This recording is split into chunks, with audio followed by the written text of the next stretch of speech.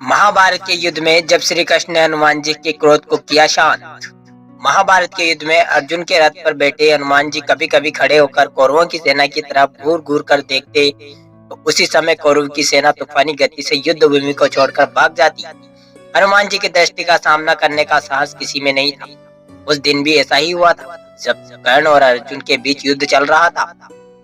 कर्ण और अर्जुन पर अत्यंत भयंकर बाणों की वर्षा किए जा रहा था।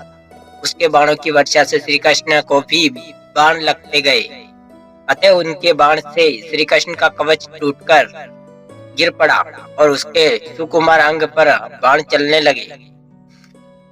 रथ की छत पर बैठी पवन पुत्र हनुमान जी एक टक नीचे अपने इस आराध्य की तरफ ही देख रहे थे। श्री कृष्ण कवचहीन हो गए थे। उनके श्री अंग पर कर्ण निरंतर बाण चल मारता ही जा रहा था। हनुमान जी से यह सहन नहीं हुआ। आकाशमत वे अग्रतर गर्जना करके दोनों हाथ उठाकर कर्ण को मार देने के लिए उठ खड़े हुए।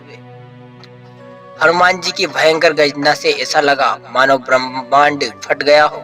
कौरव सेना तो पहले से ही भाग चुकी थी। पांडव अपनी पक्षी की सेना भी उनकी गर्जना के भय से भागने लगी। हनुमान जी का क्रोध देखकर कर्ण के हाथ से धनुष टूटकर गिर गया। भगवान श्री कृष्ण ने तत्काल उठकर अपना दक्षिणी हस्त उठाया और हनुमान जी को स्पष्ट करके सावधान किया, रुको, तुम्हारा क्रोध करने का समय नहीं है।